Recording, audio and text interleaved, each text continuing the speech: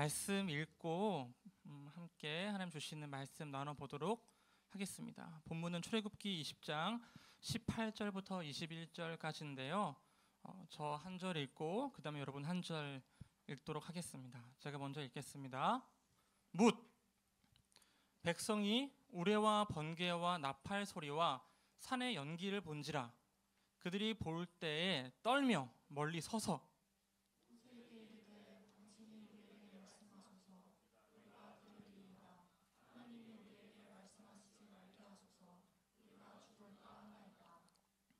모세가 백성에게 이르되 두려워하지 말라. 하나님이 임하심은 너희를 시험하고 너희로 경외하여 범죄하지 않게 하려 하심이니라.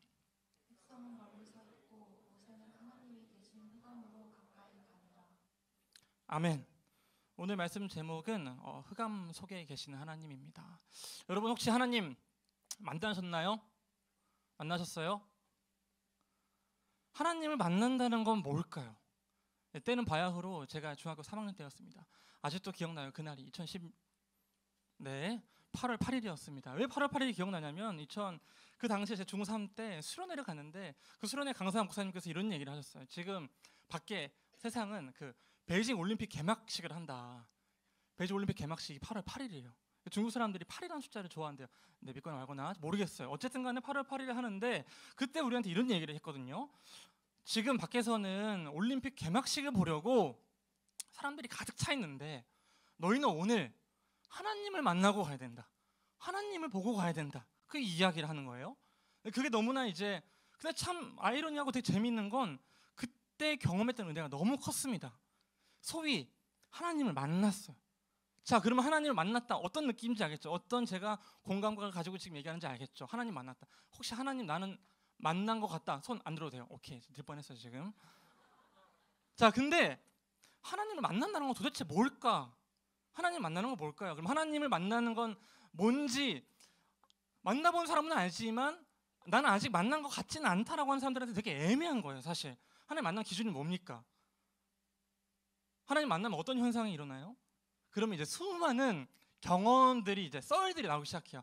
하나님 만나면 첫 번째 눈물이 나고 두 번째로 뭔가 이렇게 가슴이 따뜻해지고 또 뭔가 이렇게 갑자기 기도가 막 잘 되는 것 같고 하나님이 사랑하신다 약간 이런 음성도 마음속으로 좀 느껴지는 것 같고 근데 이제 이거를 우리가 그 하나님 말씀하신다 이런 걸로 표현하는 거잖아요. 자, 하나님 만난다는 건 뭘까? 하나님 만난다는 건 신앙생활에 있어서 너무나 중요해요. 너무나 중요해. 근데 하나님을 만난다는 건 사실 정의하기가 어려워 굉장히 애매한 경험인 거예요. 그런 의미에서 오늘 말씀을 통해서 하나님을 만난다는 게 뭔지를 조금 이야기 나눠보려고 해요. 자, 근데 본문을 읽었어요. 출애굽기 20장.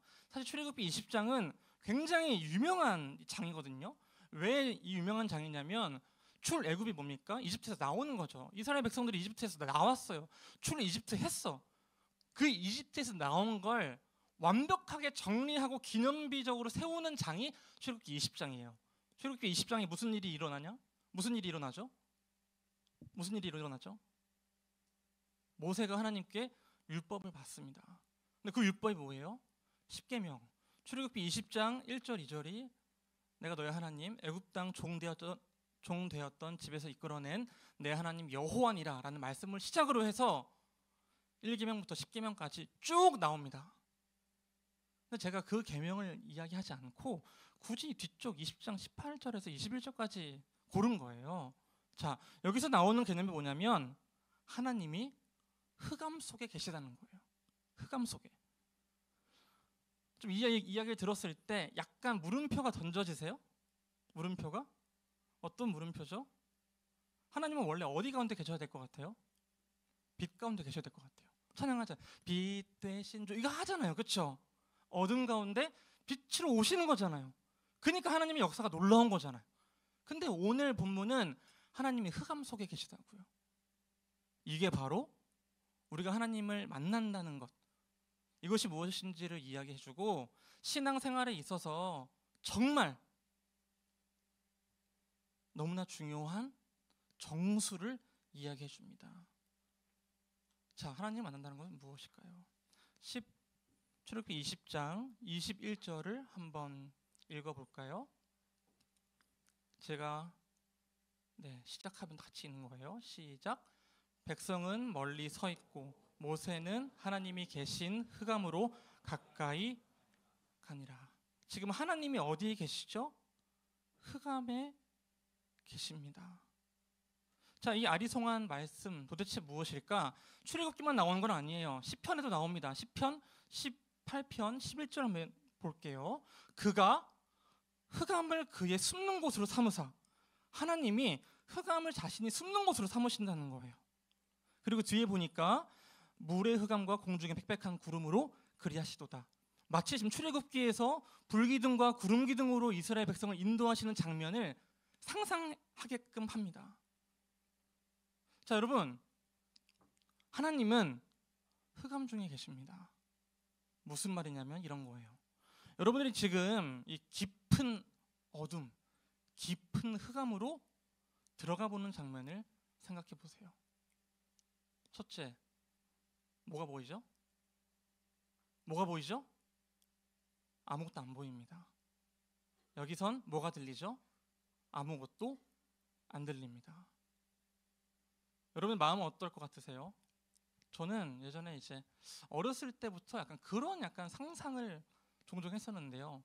밤에 잘 때 잠이 너무 안 올 때 어둠이 가득할 때 가끔씩 내가 여기 저희 집이 아니라 바깥에 지금 이 천둥번개 치는 날씨에 혼자 떨어져 있는 상상을 한 적이 있었어요. 혹시 그런 상상 해본 적 있나요? 내가 그런 상상한다 하니까 약간 내가 이상해지는 것 같은데, 그런 두려움이 있는 거예요. 내가 어떤 낯선 그리고 전혀 보이지 않는 그리고 분간하기 어려운 거 떨어진다는 것은 꽤 공포입니다. 두려움이고요. 하나님을 만난다는 게 바로 이런 거예요. 하나님을 만나는 건 내가 가지고 있던 시선과 나에게 들리던 음성과 내가 의지해왔던 경험들이 상실되고 불안함과 두려움으로 떨어지는 거예요. 자, 그러면 약간 좀 신앙이라는 게 무서워지잖아요. 그렇죠? 하나님을 만날 때 우리가 기쁨으로 눈물을 흘리면서 아멘으로 화답하고 예수님께 뛰어가서 예수님의 옷자락에 확 안기면서 예수님 잉 하면서 마치 눈물을 흘리는 게 신앙 같은데 그게 아닌 거예요. 하나님 만나는 건 흑암 중에 있는 거예요. 자, 조금 더 이야기해 볼게요. 이게 구약이어서 이렇게 하나님이 이렇게 무섭고 그런 건가? 자, 출애굽기 33장 23절 우리가 지금 출애굽기 읽고 있는데 조금 더 가보면은 이런 이야기가 등장해요. 손을 거두리니 네가 내 등을 볼 것이요 얼굴은 보지 못하리라. 이게 누구한테 한 말이냐면 모세한테 한 말이에요. 모세는 하나님을 결국 봤을까요? 못 봤을까요? 못 봐요.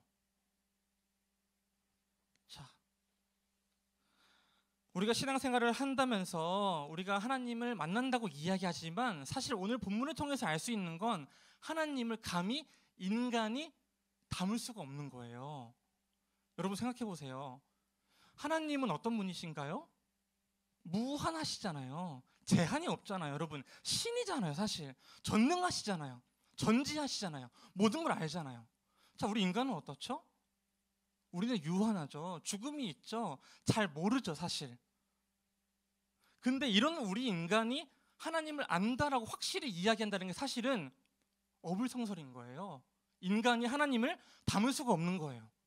자, 유한한 존재가 무한한 존재를 담는다고 치면 그 무한한 게 무한한 거예요? 아니잖아요. 컵에다가 강을 담을 수 있으세요? 우리는 컵이잖아요. 하나님을 만난다는 거는 그런 거예요. 우리는 컵인데 이 바닷물을 담으려고 하는 시도인 거예요. 그래서 뭐가 느껴져요? 공포와 전율이 느껴지는 겁니다. 하나님을 만난다는 건 이러한 두려움과 공포를 베이스로 하고 가요. 자, 근데 한 가지 풀리지 않는 건 오케이 알겠다 그거예요. 하나님 만나는 거 불안하고 두려워해요. 자, 그러다 보니까 인간이 가진 속성이 여기서 나오기 시작해요. 인간은 어떤 존재냐? 불안한 걸 싫어해요. 두려운 걸 싫어해요. 그래서 그런 말이 있죠. 사람이 제일 싫어하는 게 뭐냐? 첫 번째로 말을 안 하는 거, 이 얘기했는데 말을 안 하는 거, 이런 게 두려운 거예요. 뭔가 이렇게 나올 것 같은 얘기 안 해. 전사님 지금 까먹은 건가? 뭔가 지금 말하려고 하는데 생각이 안 나나? 이런 생각이 들면서 첫 번째는 얘기했는데 두 번째로 하고 끝나 갑자기. 그래서 두 번째가 뭐죠? 댓글이 달리는 거예요. 우리는 뭔가 확실히 알고 싶어요. 그게 어디에 나오냐? 출애굽기에 딱 나와요. 지금 모세가 어디 올라갔다 했죠? 하나님 만나러 올라갔잖아요. 근데 모세가 만나는 건 두려움과 공포를 뚫고 흑암 속에 계신 하나님을 만나러 갔어요. 근데 그 밑에서는, 산 아래에서는 어떤 일이 벌어졌는지 아세요? 한번 읽어보겠습니다. 출애굽기 32장 1절이에요. 제가 한번 볼게요. 백성이 모세가 산에서 내려옴이 더딤을 보고 모여 백성이 아론에게 이르되 말하되 일어나라, 우리를 위하여 우리를 인도할 신을 만들라. 지금 백성들 어떤 상황인 거죠? 모세가 올라갔는데 안 내려오는 거예요. 기다리니까, 보이지 않으니까, 내 컵 안에 담기지 않으니까 물이, 그 하나님의 존재에 대해서 의심하기 시작하고 모세의 존재에 대해 의심하기 시작하는 거죠. 두려운 거예요. 모세가 느끼는 두려움과 이스라엘 백성이 느끼는 두려움은 질적으로 양적으로 완전히 다른 거죠. 하나님 앞에 나가기 때문에 자신의 유한함과 그리고 자신의 약함이 드러나서 두려운 것이 있고, 일이 손에 안 잡히니까, 내가 파악이 안 되니까. 자, 그래서 어떤 일이 벌어지는지 아세요? 출애굽기 32장 2절 3절. 아론이 지금 백성들에게 금부치를 갖고 오게 합니다. 그래서 뭘 만드는지 아세요? 32장 4절이에요. 이건 한번 같이 읽어볼까요? 시작. 아론이 그들의 손에서 금고리를 받아 부어서 조각칼로 새겨 송아지 형상을 만드니 그들이 말하되 이스라엘아, 이는 너희를 애굽 땅에서 인도하여 낸 너희의 신이로다 하는지라. 제가 이 흑암 속에 계시는 하나님이라는 주제가 우리 신앙생활의 본질과 정수를 담고 있냐고 이야기하냐면, 여기서 바로 인간이 어떤 존재인지 드러나기 때문이에요. 인간은 어떤 존재죠? 불안해요. 불안하니까 어떻게 하죠? 흑암 속에 계신 하나님, 내가 담을 수 없는 하나님을 만나서 불안과 공포를 느끼며 그 지점을 돌파하기보다는 내 눈앞에 확실하게 보이는 무언가가 좋은 거예요. 지금 이스라엘 백성은 과연 정말로 이 금송아지가 정말 그 하나님인지 아닌지 그건 확실하지 않은 거예요. 그건 중요하지 않은 거예요. 눈앞에 뭐가 보이면 좋겠는 거예요. 그게 이스라엘 백성의 신앙 상태이고, 그리고 인간이 처한 현실이 바로 이런 거죠. 우린 눈앞에 보이는 확실한 걸 요구하는 거예요. 그런 의미에서 하나님은 흑암 속에 계십니다. 일부러. 이사야서 말씀을 보면은 더 놀라운 장면이 나와요. 이사야서 45장 15절입니다.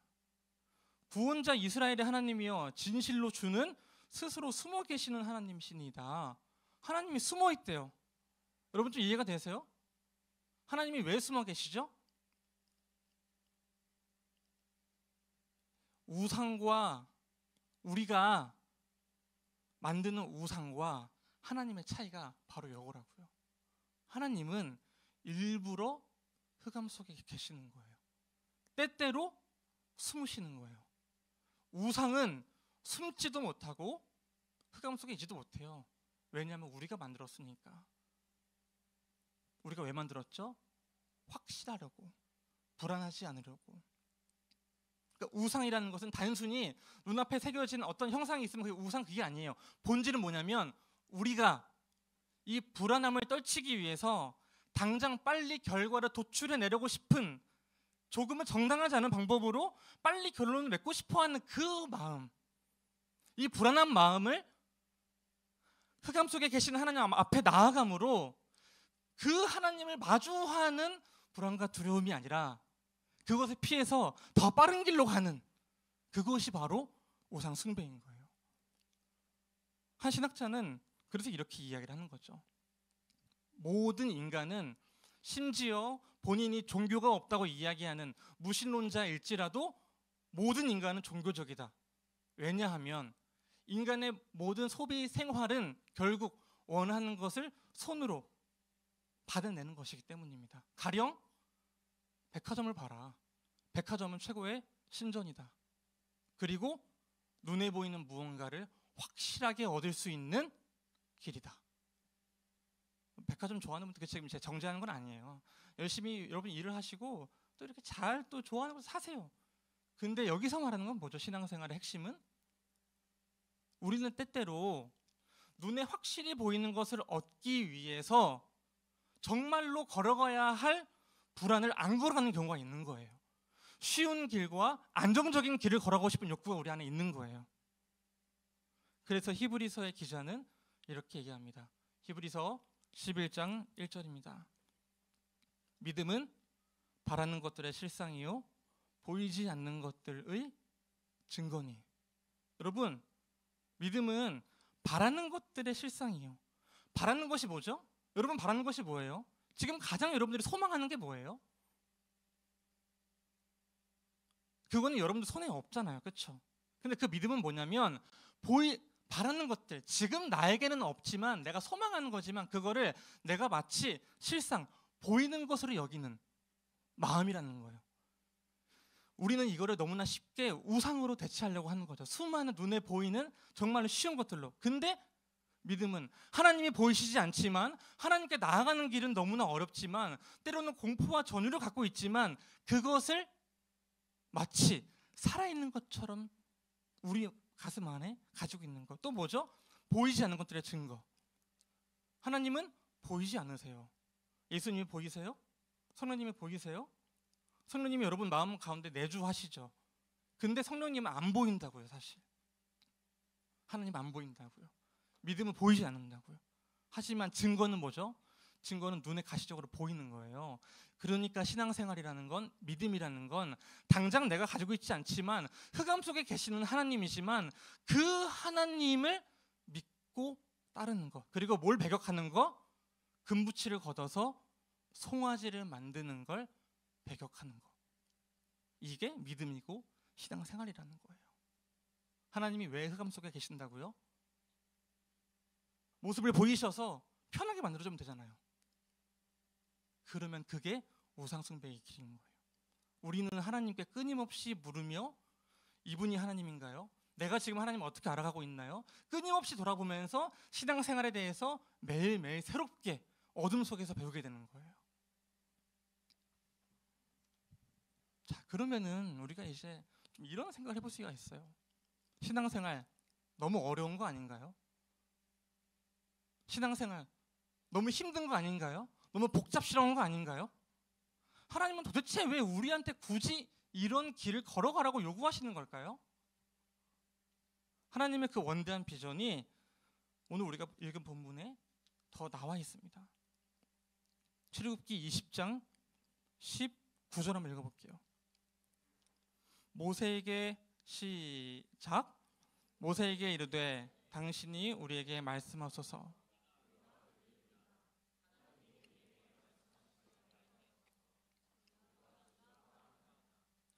여러분, 우리가 기도할 때 종종 그런 기도를 하곤 하는데요. 하나님, 나에게 말씀해 주세요. 내가 하나님의 말씀이 무엇인지, 뜻이 무엇인지 알고 싶습니다라는 기도를 해보신 적이 있으세요?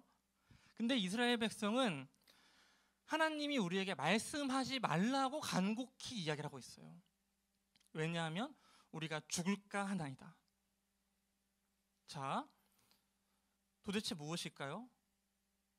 하나님이 우리에게 말씀을 주시면은 우리 안에서 아까 얘기했던 그 어둠을 향해서 걸어갈 때 내가 반드시 가져야 될 불안과 두려움, 공포, 그것이 우리에게 주어지기 때문이에요. 예수님이 이런 말씀을 하셨어요. 내가 너에게 평화를 주러 온 줄 아느냐? 내가 검을 주러 왔다.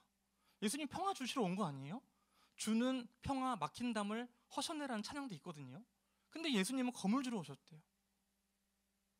하나님을 만난다는 거는 그런 의미에서 내 안에 불편함들이 생기는 거예요. 이스라엘 백성들이 하나님을 만남으로 이집트를 나왔죠. 그때부터 불편함이 생기기 시작합니다. 그게 뭐예요? 나의 허를 찌르는 영린들, 나를 거스르게 하는 것들, 내 이전 상태를 바꿔야만 하는 것들. 그래서 모세는 이집트에서 백성들을 끌고 나와서 그들의 수많은 불평을 마주해야만 했던 거죠. 왜냐하면 하나님을 만나서 구원의 길을 걸어가기 시작하니까 그때부터 노예의 몸을 벗어내야 하기 때문인 거죠. 그래서 하나님의 말씀이 나에게 임한다는 건 어려운 것이에요. 이전의 삶과 달라지기 때문인 거죠. 하나님의 말씀이 내 안에 들어와서 불이 붙여지면은 그 불 때문에, 불씨 때문에 내가 걸어온 길이 아닌 다른 길을, 새로운 길을 걸어가게 됩니다. 그래서 이스라엘 백성들은 지금 하나님에게, 모세를 향해서 이야기를 하는 거죠. 말씀하시지 말게 하소서, 우리가 죽을까 하나이다. 다음 구절인데 20절입니다.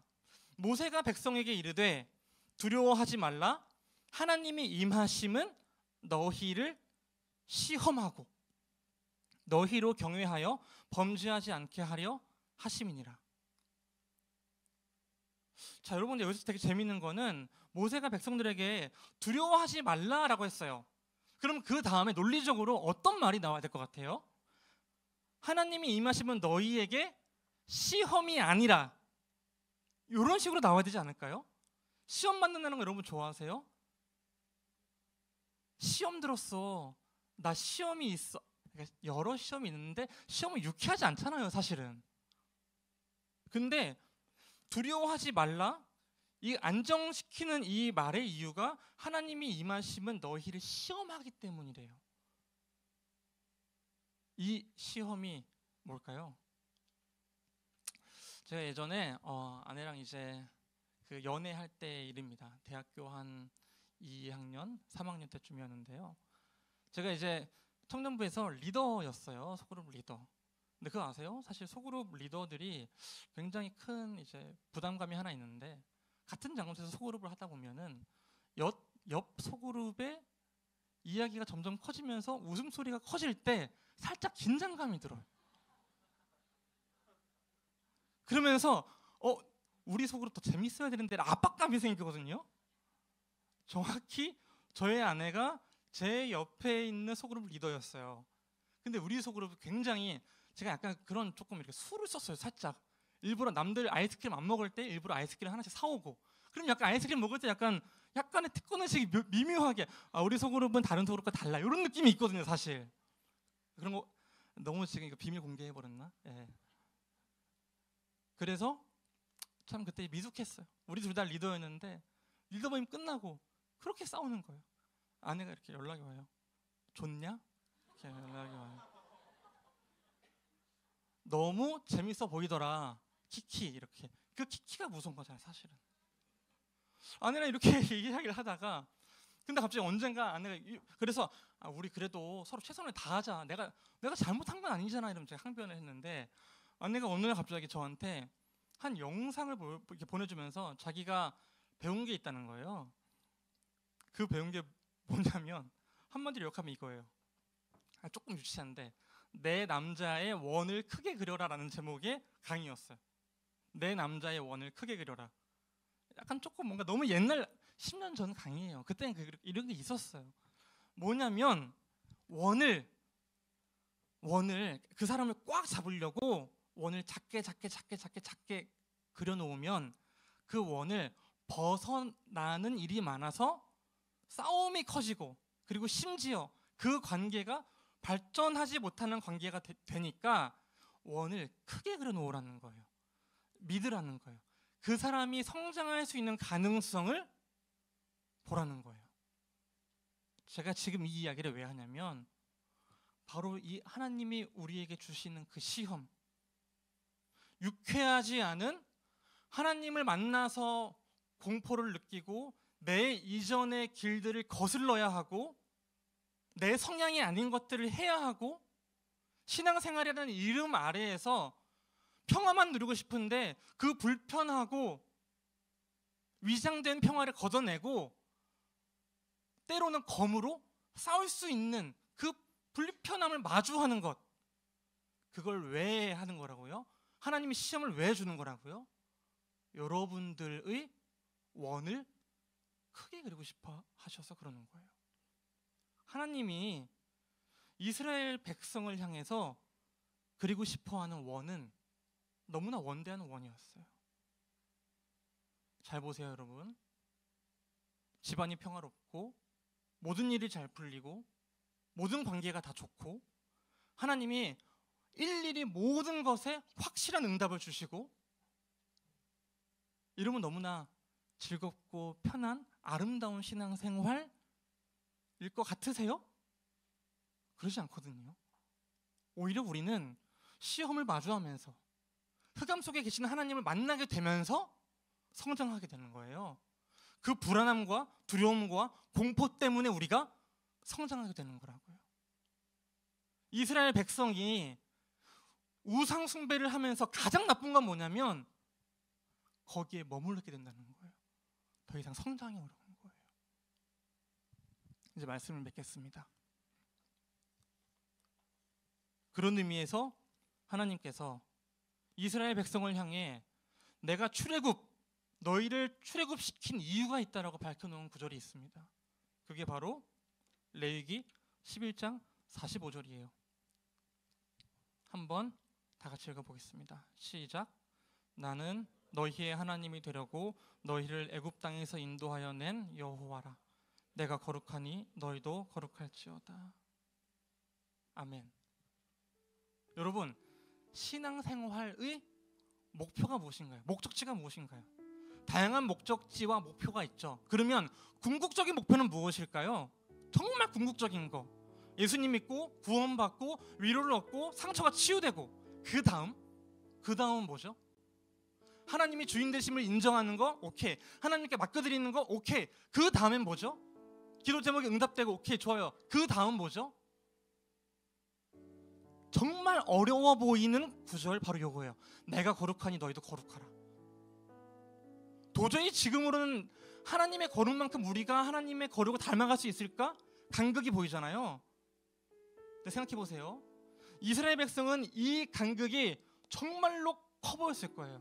근데 우리는 지금 그로부터 수천 년이 지나가면서 오늘날에 와 있잖아요. 하나님이 내가 거룩하니 너희도 거룩할지어다라는 이 말씀을 이행하기 위해서 어떤 일들을 행하셨는지 예수 그리스도를 이 땅에 보내시고 그분을 하여금 죽게 하시고 승천하시되 우리에게 성령을 보내주셔서 감히 우리가 바라볼 수 없는 흑암 중에 계신 하나님, 숨어 계시는 하나님이 우리 안에 들어오겠다고 이야기하시는 거잖아요.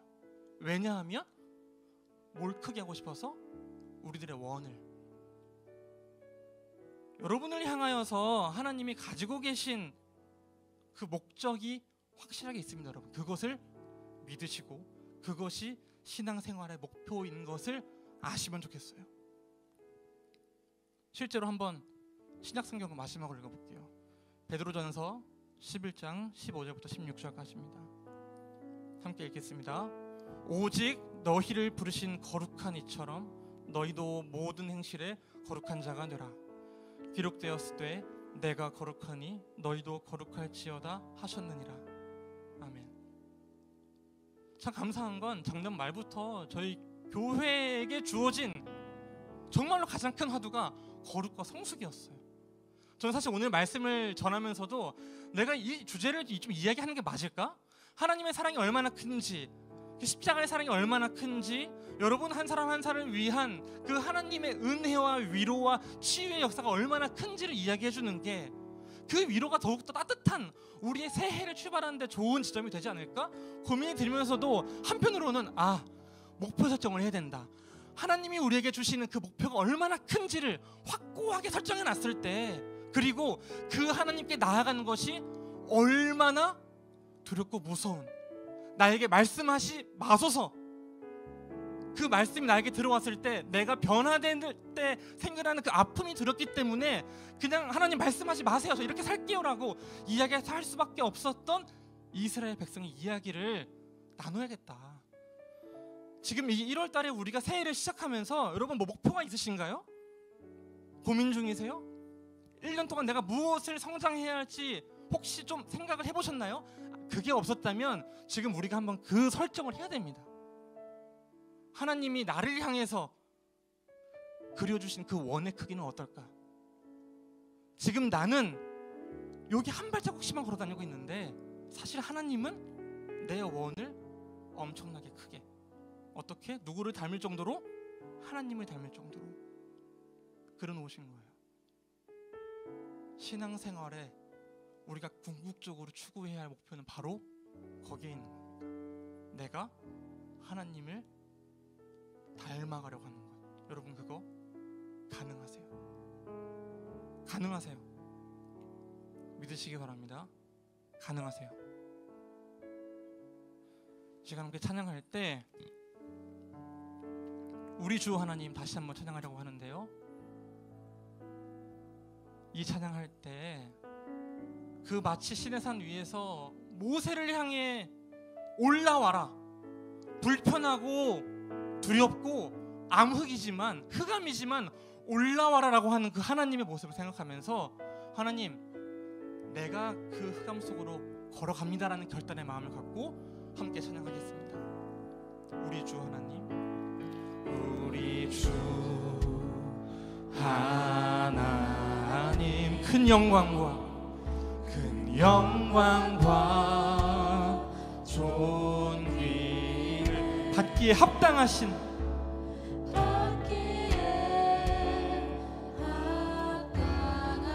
지금 여기 계신 하나님,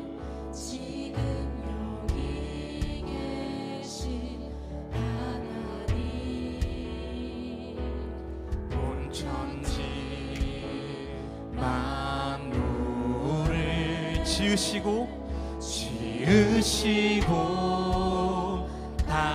다스리는 큰 권능과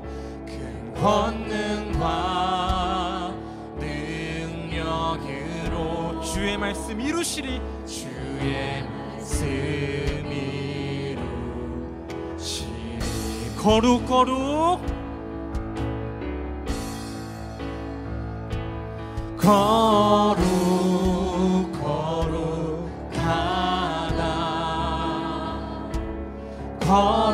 거룩하다 주 하나님, 곧 전능하시며 곧 전능하신 이여, 하나님 나라이 하늘. 다시 한번 거룩하다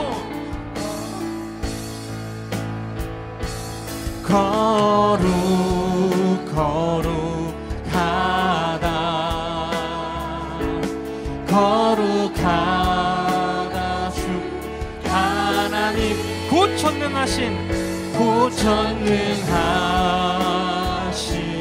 이여, 하나님. 다시 한번 거룩 일어나서 함께 찬양하겠습니다.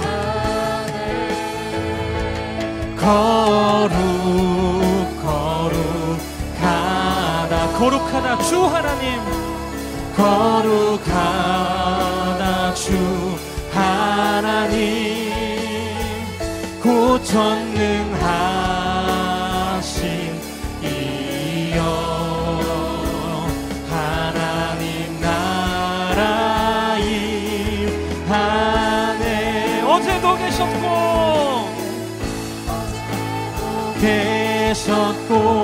오늘도 계시며 이제 곧 오실 우리와, 어제도 계셨고 오늘도 계시며 이제 곧 오실 우리와. 다시 한번, 어제도 계셨고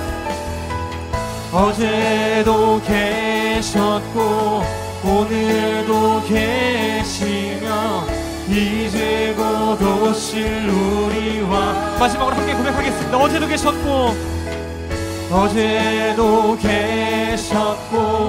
오늘도 계시며 이제 곧 오실 우리와.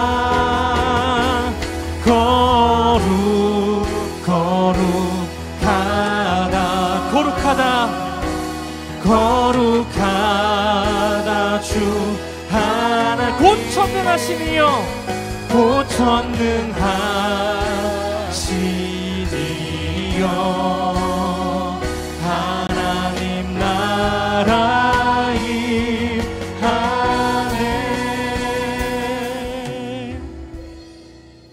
이 시간 함께 기도하기 원합니다.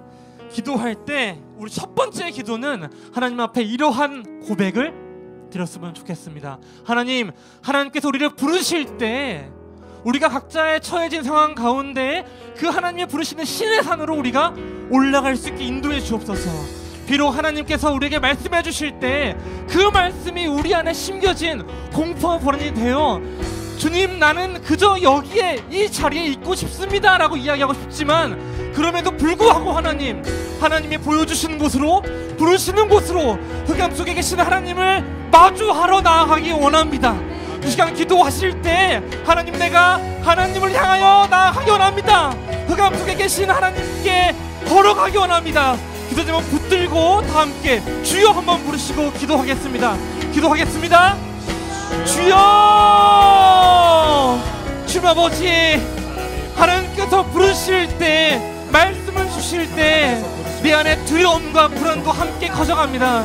주님 아버지, 과연 나는 이 자리에 가만히 있고 싶은데 더 이상 바뀌는 건 원하지 않는데 내가 걸어온 길이 또 새롭게 수정되면서 주님께서 보여주시는, 하나님께서 보여주시는 곳으로 향하는 그 길을 걸어가는데 힘이 드는데 내가 감히 갈 수 있습니까? 주님, 내가 할 수 있겠습니까? 주님 아버지, 저희로 하여금 본문 속 이스라엘 백성들처럼 하나님 나에게 말씀하시지 마소서 하는 그러한 백성들 되지 않게 도와주시옵소서. 주여, 이끌어 주셔서 우리에게 밝히 보여주시는 그 신의 산과 그 명령과 우리를 향하여 나에게 나아오라라고 이야기해 주시는 그 하나님께 나아갈 수 있게 인도하여 주시옵소서. 주님 아버지, 우리에게 주시는 도전과 우리에게 주시는 명령에 마땅히 우리가 응하기 원합니다. 주님 아버지, 우리가 진정 하나님께서 원해주시는, 보여주시는 곳으로 당당히 걸어갈 수 있게 인도하여 주시옵소서. 주님 아버지, 우리에게 진정 그 마음이 있기 원합니다.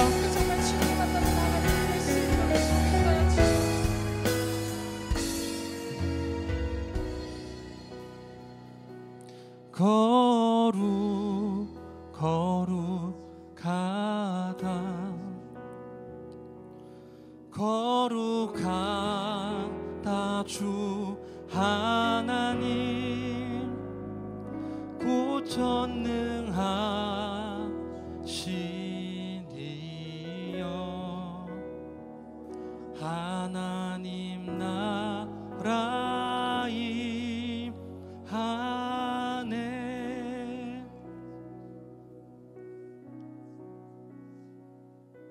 여러분, 진정 그렇습니다. 거룩하신 하나님 앞에 선다는 것은 사실 영광과 기쁨이 있지만 동시에 우리에게 두려움을 심겨줍니다. 무엇이냐면 우리의 현실이 자각되기 때문입니다. 신앙을 가지고 살아가다 보면, 예수님을 만나다 보면 예수님께서 입으신 그 하얀 세마포가 얼마나 하얀지 알게 되면서 내가 입고 있는 옷이 얼마나 더러운지, 인간이 얼마나 겸손해야 하는지를 알게 됩니다. 내가 얼마나 교만했는지를, 내가 얼마나 제멋대로 살아왔는지를, 내가 얼마나 나에게 주어진 목적을 잊은 채, 상실한 채 그저 되는 대로 살아왔는지를 알게 됩니다.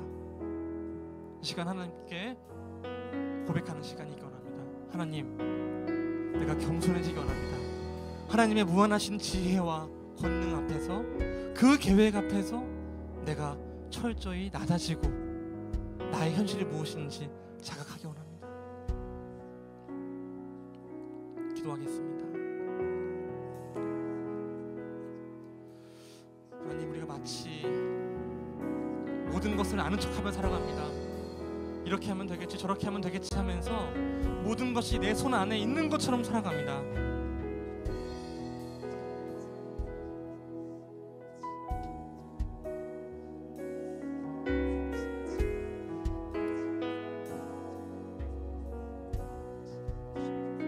주님 아버지, 진정 우리 마음을 아시는 주님 아버지, 주님 앞에 내 마음의 고백을 드립니다. 우리 인간이 얼마나 갈대 같은 마음을 갖고 얼마나 유한하게 살아가는지를 주님 하나님 앞에 고백합니다. 하나님 앞에 섰을 때 나에게 느껴지는 불안감과 나의 모든 것이 밝히 드러나기 때문에 어려운 것들, 내가 숨겨놨던 것들, 내가 말하고 싶지 않았던 것들, 감히 다른 누군가에게 말하기 어려웠던 것들이 하나님 앞에서 까발려집니다. 그렇기 때문에 두렵습니다. 그렇기 때문에 어렵습니다. 신앙생활을 한다는 것이 썩 기분 좋은 일이 아니기도 합니다. 하나님, 도대체 이때 내가 무엇을 해야 합니까? 내가 하나님의 은혜를 간구합니다. 나의 현실은 어떤지를 바라보게 됩니다.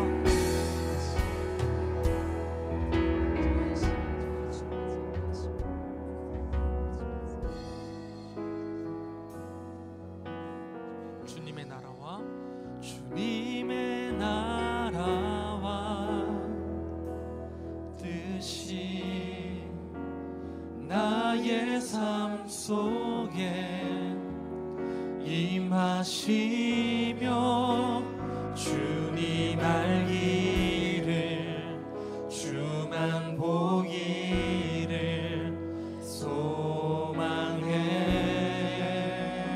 거룩히 살아갈 힘과 거룩히 살아갈 힘과 두려움 없는 믿음 주신 나의 하나님 완전한 사랑 찬양해. 다시 한번 주님의 나라와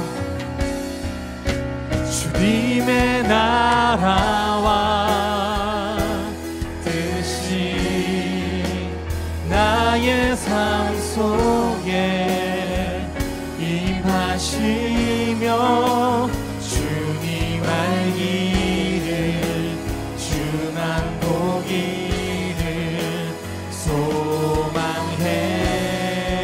거룩히 살아갈 힘과 거룩히 살아갈 힘과 두려움 없는 믿음 주신 나의 하나님 완전한 사랑 찬양해.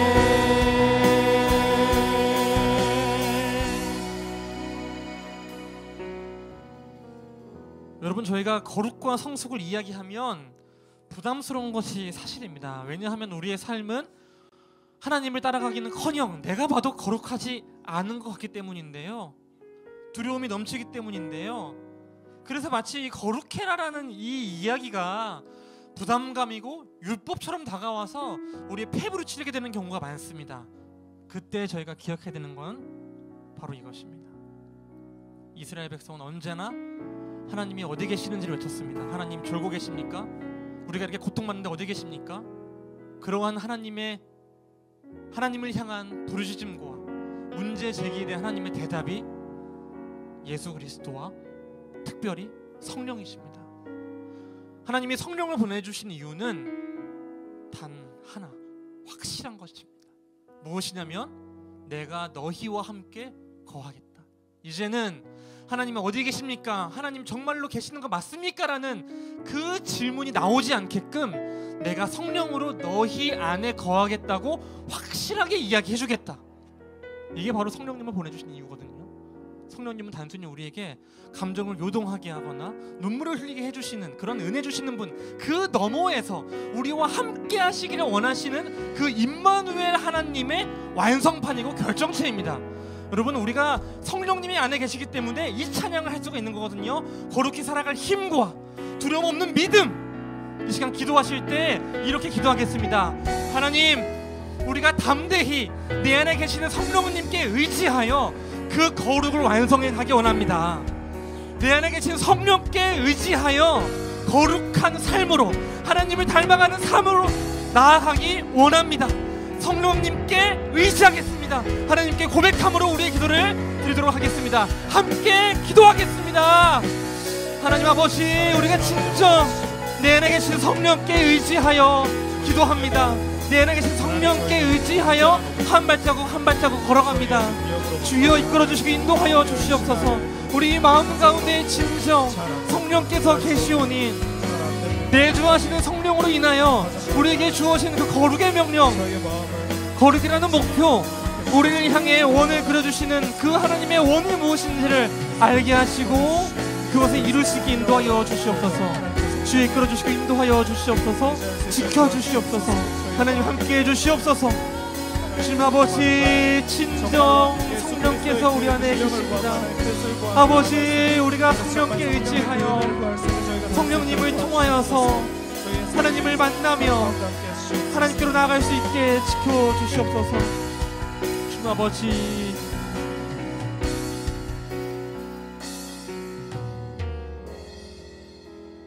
하나님 감사합니다.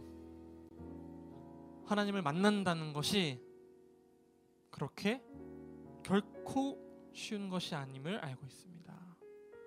하나님을 한 번 만났다고 끝난 것도 아님을 알게 되었습니다. 우리 삶 가운데에 하나님의 음성이 울려 퍼질 수 있게 인도해 주시옵소서. 그리고 그 음성이 울려 퍼질 때 더 이상 말하지 마소서가 아니라 우리 삶 안에 던져진 하나님의 말씀을 기꺼이 받아내고 하나님께로 향하는 한 걸음 한 걸음 믿음을 가지고 걸어갈 수 있는 저희 한 사람 한 사람이 될 수 있게 인도해 주옵소서. 주님께서 주신 기도로 하나님께 고백을 올려드리도록 하겠습니다. 하늘에 계신 우리 아버지여, 이름이 거룩히 여김을 받으시오며 나라의 임하옵시며 뜻이 하늘에서 이룬 것 같이 땅에서도 이루어지이다. 오늘날 우리에게 일용할 양식을 주옵시고 우리가 우리에게 죄 진 자를 사하여 준 것 같이 우리의 죄를 사하여 주옵시고 우리를 시험에 들게 하지 마옵시고 다만 악에서 구하옵소서. 대개 나라와 권사와 영광이 아버지께 영원히 있사옵나이다.